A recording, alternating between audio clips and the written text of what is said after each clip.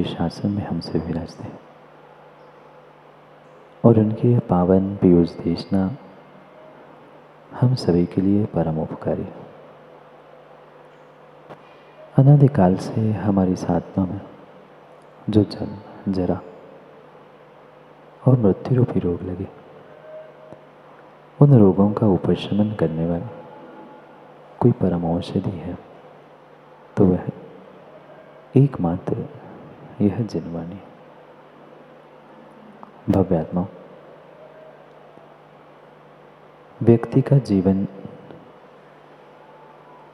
किसी बाह्य साधनों से नहीं अपितु उसके निजी स्वयं की सोच के कारण से ही ऊंचा या नीचा होता। जैसी व्यक्ति की व्यक्तिगत सोच है, जैसी व्यक्ति की व्यक्तिगत विचारधारा है, उसका जीवन भी बिल्कुल वैसा ही होता है। आवश्यकता ये नहीं है कि जिसके पास बहुत सारा धन हो, जिसका बहुत बड़ा नाम हो, उसका जीवन उतना अच्छा हो, वो व्यक्ति उतना अच्छा हो, जरूरी नहीं। क्योंकि धन, दौलत, नाम, शोहरत ये तो पिछले पुण्य के निमित्त से, और मैं तो कहता हूँ कि पुण्य के मल के निमित्त से प्राप्त होती, पुण्य से नहीं, पुण्य के मल के रूप में प्राप्त होती है। जैसे शरीर से मल निकल गया, ऐसे ही जब आत्मा से पुण्य निकल जाता है तभी तो पुण्य उदय में आता है। पुण्य उदय में आना क्या है? आत्मा से निकल जाना, यही उसकी निर्जरा विपाक में आना, यही निर्जरा निकल जाना है। इसलिए जैसे शरीर का मल है, ऐसे ही आचार्य भगवंतों ने ये धन, दौलत, नाम, शोहरत, मकान, इन सबको मात्र और मात्र पुण्य का मल कहा है। और व्यक्ति इन्हीं बातों को लेकर खुश होता है कि मेरे पास बहुत धन दौलत है, मेरी बहुत पहचान है, मेरी बहुत नाम शोहरत है। जीवन में ध्यान रखना, जीवन में ध्यान रखना, इनकी कीमत से व्यक्ति की कीमत नहीं होती। व्यक्ति की कीमत उसके व्यक्तित्व से, उसके सोच से होती है। एक मध्यम वर्गीय मिडिल क्लास इंसान भी अपनी सोच से, अपने जीवन जीने के तरीके से पूरे देश में, पूरे समाज में प्रसिद्ध हो सकता है एक करोड़पति, अरबपति की बदौलत से। क्योंकि उसे तो ये पता है मेरे पास सब कुछ है, धन है, दौलत है, नाम है, शोहरत है, मुझे किसके साथ कैसे व्यवहार करना है, मुझे अपनी सोच को, अपने आप को कैसे बनाना है, ये विचार शायद वह पैसे वाला व्यक्ति नहीं कर सकता जितना एक सामान्य व्यक्ति करता है। और ये भी आपने महसूस किया होगा कि जो सामान्य घर में जन्मता है, जो सामान्य घर परिवार में जन्मता है, वो ही संघर्ष पुरुषार्थ करते हुए अपने सोच, अपने मेहनत से सच्ची ऊंचाई जीवन में प्राप्त करता है। जन्म से जो करोड़पति है वैभव भाई, उसे हजारों की, सैकड़ों की कीमत नहीं है। क्योंकि पिता ने पहले से ही लाखों, करोड़ों, अरबों, खरबों इकट्ठे करके रखे हैं। बस कहने की आवश्यकता है, हाथों के गड्डी पर लाखों मिल जाते। आजकल तो हाथों पे रखने की आवश्यकता ही नहीं है, फोन पे हो गया, सब कुछ फोन पे हो गया। पर बात इन साधनों की नहीं चल रही है, बात जीवन की चल रही है। क्योंकि जो एक उत्कृष्ट नीतियों के माध्यम से यहाँ आचार्य काम कुमार नंदी हमारे जीवन को नेक और श्रेष्ठ बनाने का प्रयास कर रहे हैं, उन नीतियों को, उन तरीकों को जीवन में समझना बहुत आवश्यक है। और मैं तो कहता हूँ मात्र माताओं आवश्यक नहीं है, अनिवार्य है।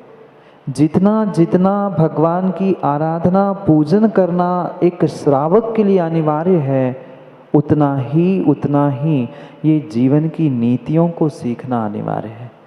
और एक बार पूजन पाठ आपको अनिवार्य नहीं लगे, पर दिन में जैसे कम से कम एक बार भोजन करना अनिवार्य है, ज्ञानियों ऐसे ही जीवन में एकाध नीति एकाध तरीकों को सीख लेना उतना ही अनिवार्य है।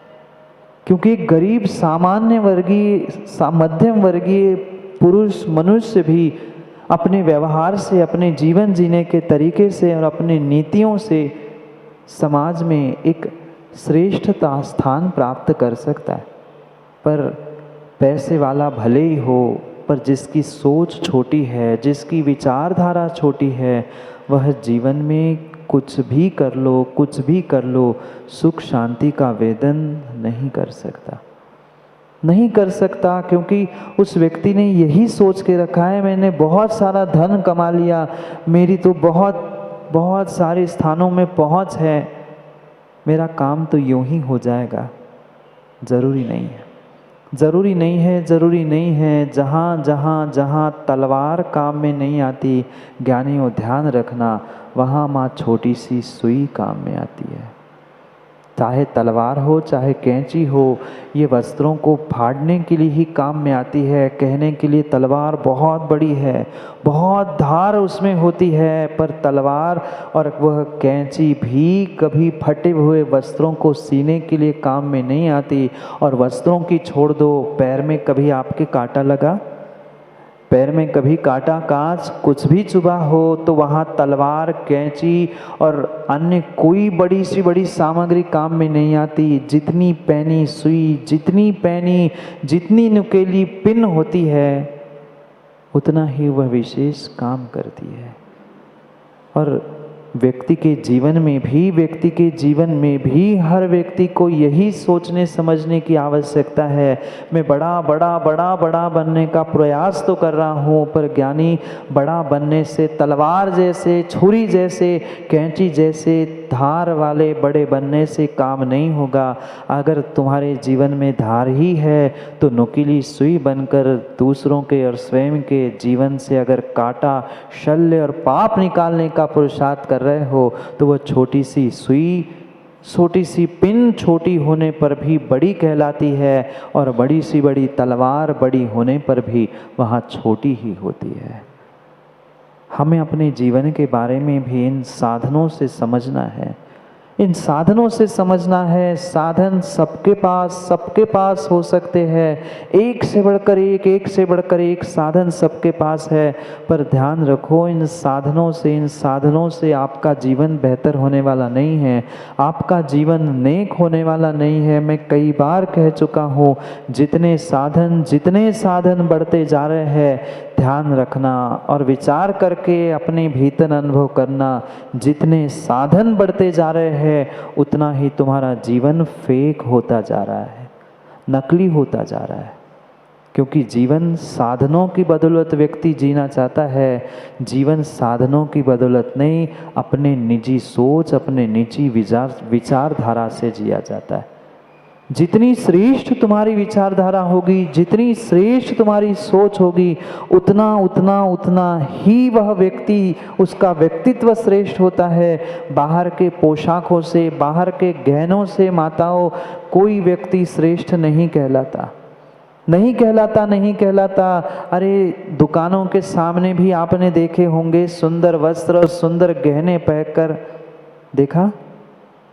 जाके देख लेना, यही बहुत सारे सराफे की दुकान हैं, वे सुंदर गहने पहने हुए खड़े बहुत सारे स्टैचू आपको दिख सकते हैं, पर वो कितना ही कर ले, लाखों, हजारों और करोड़ों के तक वे गहने पहने हैं, पर क्या वो सुंदर है?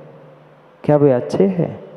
गहने अच्छे हो सकते हैं, पर स्टैचू कितना ही सुंदर बाहर से दिखे, पर जब तक जीवन जीवंत नहीं है तब तक वो अच्छा नहीं है। अच्छा नहीं है, अच्छा नहीं है। इसलिए माताओं ध्यान रखना, सुंदर वस्त्र, सुंदर पोशाक और सुंदर आभूषणों से आपकी पहचान सुंदरता के लिए, श्रेष्ठता के लिए नहीं हो सकती। अगर आप श्रेष्ठ बनना चाहते हो, श्रेष्ठ बनना चाहते हो, तो अपनी सोच, अपनी विचारधारा को श्रेष्ठ करो, और तभी तभी तभी तुम्हारा जीवन श्रेष्ठ हो सकता है, आप श्रेष्ठ हो सकते हैं। पूछ लेना, पूछ लेना, पुराण ग्रंथों से खोज खोज कर पूछ लेना, कौन व्यक्ति श्रेष्ठ बना, कौन व्यक्ति श्रेष्ठ बना। क्या 3 खंड को जीतने वाले रावण के पास बुद्धि कम थी, विद्वत्ता कम थी? करोड़ों करोड़ों करोड़ों सेवक उसके आगे पीछे घूम रहे थे, कितने हाथी, कितने घोड़े, और एक नहीं, 2 नहीं, 3 खंड का अधिपति रावण, 3 खंड का अधिपति थी। खंड मतलब मंजिल नहीं, 6 खंड का अधिपति चक्रवर्ती होता है, और 3 खंड का अधिपति नारायण, अर्ध नारायण, चक्री आदि होते हैं। रावण के पास था, क्या कमी थी?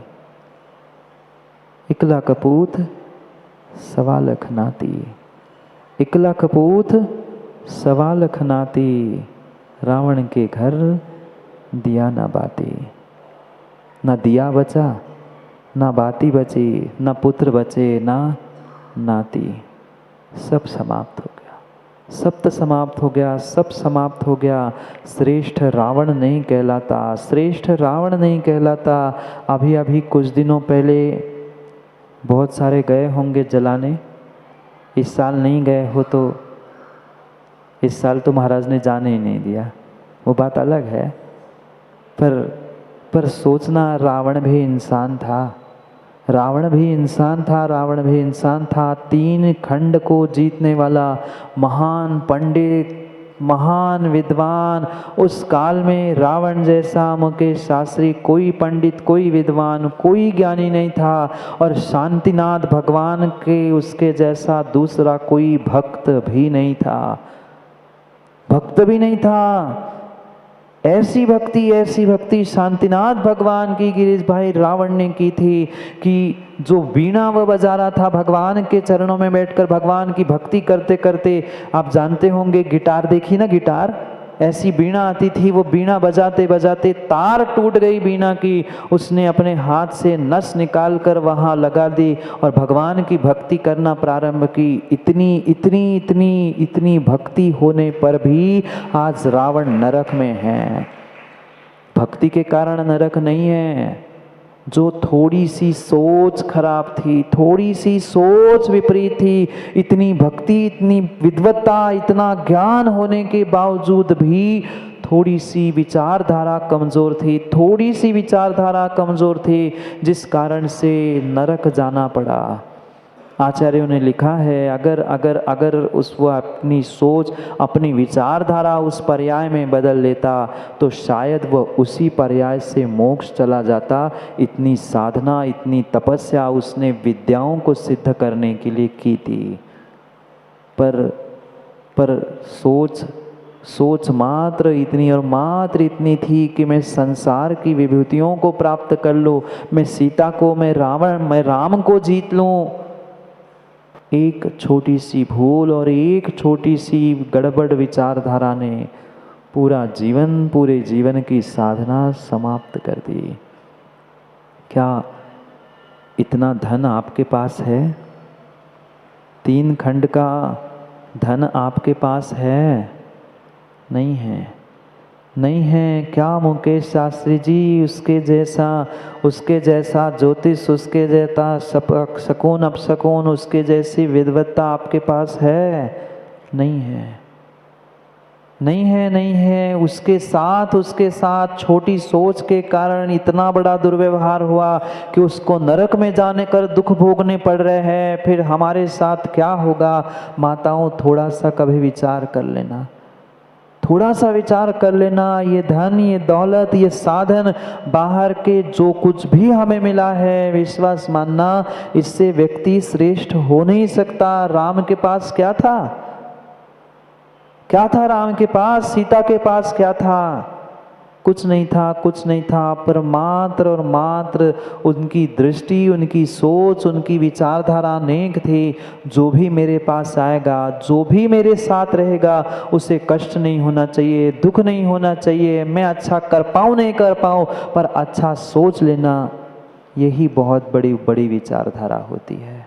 और यही विचारधारा से वह जंगल में रहने वाला, जंगल में कई वर्षों तक दुखों को, कष्टों को प्राप्त करने वाला राम आज घर घर पूजा जाता है और घर घर रावण जलाने का प्रयास किया जाता है। क्यों? क्या मुकेश जी नाम राशि अलग थी? बोलो ना, नाम राशि अलग थी? नहीं थी। चाहे राम हो, चाहे रावण हो, चाहे कृष्ण हो, चाहे कंस हो, नाम राशि अलग नहीं थी। नाम राशि अलग नहीं थी, नाम राशि अलग नहीं थी, पर जो भावों की और सोच की राशि थी, दोनों की बिल्कुल अलग थी, बिल्कुल अलग थी, बिल्कुल अलग थी। अरे राम रावण को छोड़ दो, मारीची और महावीर भी एक ही नाम के थे। मारीची और महावीर भी एक ही दो नाम के थे, पर मारीची को कितना कितना और कितना भटकना पड़ा। और एक बार महावीर बनकर जिन्होंने अपनी सोच को वीर की तरह बना लिया, वे भी भगवान बनकर चले गए। पर मारीची की पर्याय में छोटी सोच थी, छोटी सोच थी, छोटी सोच थी कि मैं भी तो बनने वाला भगवान हूँ। और इतना अहंकार आ गया कि सोच जो बड़ी थी, वह छोटी सोच बनकर वह संसार में भटकाने के लिए निमित्त बनी, भटकाने के लिए निमित्त बनी। ये ध्यान रखो, ये जीवन में ध्यान रखो। अगर जीवन में ऊंचाइयों को प्राप्त करना है, श्रेष्ठ बनना है, तो बाहर के साधनों को जोड़ने से आप श्रेष्ठ नहीं हो सकते। अगर श्रेष्ठ बनना है तो अंकित भाई सोच श्रेष्ठ होनी चाहिए, सोच बड़ी होनी चाहिए। जितनी बड़ी सोच होगी, उतना ही बड़ा काम जीवन में होने की संभावना है। छोटी सोच लेकर जो जीता है, भले ही आज पुण्य के मल को वो भोग रहा है, पुण्य को, धन को, दौलत को, साधनों को भोग रहा है, पर भविष्य में छोटी सोच का फल उसे तत्क्षण यानी तत्पर्याय में मिल ही सकता है। आवश्यकता नहीं है आज कर्म करो, माताओं अगली पर्याय में फल मिले जरूरी नहीं है। इस पर्याय में नहीं, 48 मिनट, कम से कम 48 मिनट ही लगते हैं। 48 मिनट में कर्म उदय में आ सकता है, उससे अधिक लगे बात की बात है, पर 48 मिनट में कर्म उदय में आ सकता है। कम से कम 48 मिनट लगते हैं और 48 मिनट में कर्म उदय में आते हैं।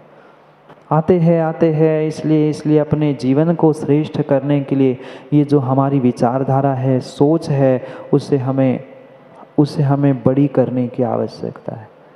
पर क्या करें? जैसे घोड़ा गाड़ी में टांगा देखा, अभी भाई टांगा देखा, घोड़े को देखा, घोड़े के आंखों पर नहीं देखा आप लोगों ने? घोड़ों की दोनों आंखों पर पट्टी बांधी रहती है, किस लिए? वो इधर उधर ना देखे।